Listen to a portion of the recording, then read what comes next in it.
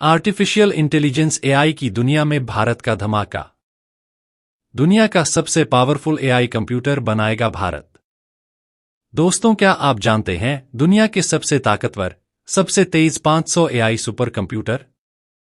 ऐसे वैसे नहीं, बल्कि आर्टिफिशियल इंटेलिजेंस से लैस सुपर कंप्यूटर है जो आर्टिफिशियल इंटेलिजेंस पर काम कर सकते हैं। दुनिया के 500 सबसे ताकतवर एआई सुपर कंप्यूटर, उसमें भारत की रैंकिंग कहां पर है? 5th रैंक पर है भारत, दुनिया का 75वां सबसे ताकतवर सुपर कंप्यूटर। आज की तारीख में भारत के पास नाम है सुपर कंप्यूटर का रावत। दोस्तों, रावत भारत का सबसे शक्तिशाली सुपर कंप्यूटर है जो कि CDAC centre for development of advance computing, Pune में स्थित है और इसके अंदर 640 जीपीयू की ग्राफिक प्रोसेसिंग यूनिट की पावर मौजूद है। अब आप बोलेंगे जीपीयू किस बला का नाम है? तो आपको बता दें, जिस प्रकार से आपने जाना होगा कि कंप्यूटर के अंदर सीपीयू ही सब कुछ होता है। सीपीयू दिमाग, मस्तिष्क, ब्रेन जो कह लीजिए, वो होता है कंप्यूटर। अब सीपीयू की अगली पीढ़ी आ चुकी है जिन्हें जीपीयू कहा जाता है, और यह जीपीयू सीपीयू से कई गुना ज्यादा ताकतवर होते हैं। आपको सरल भाषा में समझाते हैं। एक सीपीयू के अंदर, जैसे कि आप कभी खरीदते होंगे लैपटॉप कंप्यूटर, तो आपने सुना होगा कोर्स होते हैं, उसमें 1 कोर से 3 कोर इस टाइप का होता है।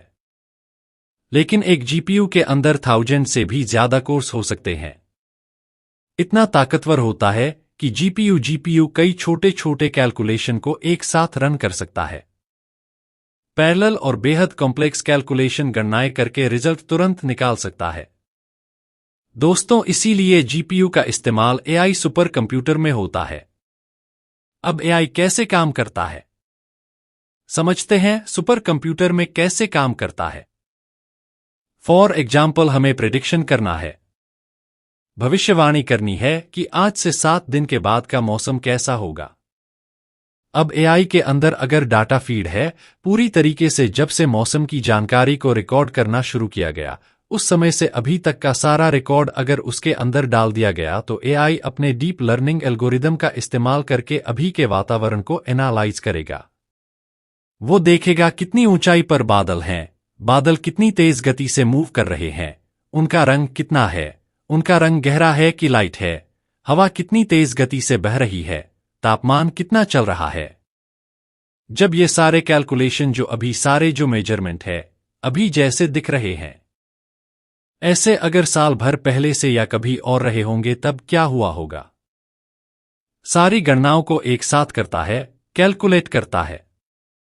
उसके बाद सटीक भविष्यवाणी करके बता सकता है कि आज से 7 दिन के बाद बारिश होगी, नहीं होगी, कितनी होगी, कैसा होगा। तो ये जो कॉम्प्लेक्स गणनाएं, जो कि एक बहुत ही बोली के एक्सपर्ट मौसम विज्ञानी कर सकता है, अपने याददाश्त को ध्यान में रखकर उसने रिकॉर्ड बनाकर रखा होगा और यह सोचा कि आज से 7 साल पहले ऐसा मौसम बना था, तो ऐसा होगा, तो उससे ज्यादा इफेक्टिवली जो है गणना करके बता सकता है कि भैया बारिश इस प्रकार से होगी।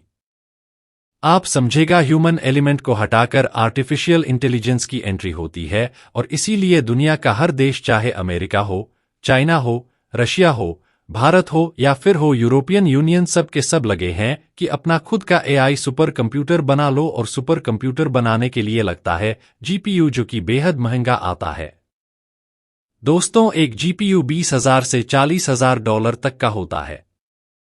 आपको बताया आपने कि ऐरावत जो है भारत का सबसे ताकतवर सुपर कंप्यूटर और दुनिया का 75वां सबसे ताकतवर सुपर कंप्यूटर है, और उसके अंदर 640 जीपीयू लगे।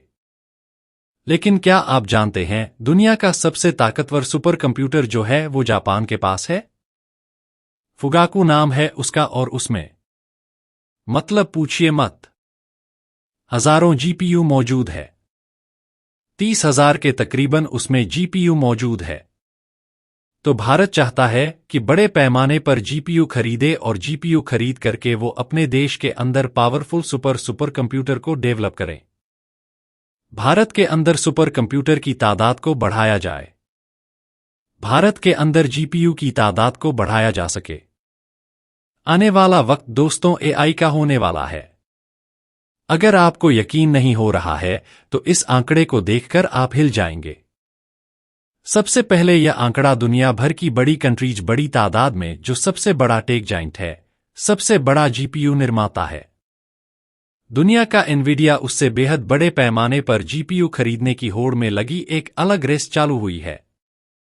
ऑयल रेस से अलग एक और रेस चल रही है, डेटा रेस, और इसमें एनवीडिया टॉप पर है। और एनवीडिया के ग्राहकों में देखिए कौन कौन है। America, Russia, India, China. ये क्यों खरीद रहे हैं? इनका दो ही कारण है। पहला टेक्नोलॉजिकल रीजन, रिसर्च रीजन, और दूसरा है मिलिट्री पर्पस। ध्यान से सुनिए। आर्टिफिशियल इंटेलिजेंस का सबसे बड़ा इस्तेमाल जो होने वाला है वो मिलिट्री पर्पस के लिए इस्तेमाल होने वाला है। सर्विलेंस सिस्टम को डेवलप करने के लिए होने वाला है drone, autonomous drone. Automatic drone छूटेगा जाएगा, दुश्मन को खोजेगा और वहां तबाही मचा देगा। Autonomous drone, automatic robot soldier, cyber security, internet में जो है दुश्मन। देश की तरफ से जब साइबर हमला होगा, देश की जो बैंकों पर हमला होगा, उसे रोकने के लिए आर्टिफिशियल इंटेलिजेंस से लैस सिक्योरिटी की जरूरत होगी। हाई परफॉर्मेंस कंप्यूटिंग रिसोर्सेज की जरूरत।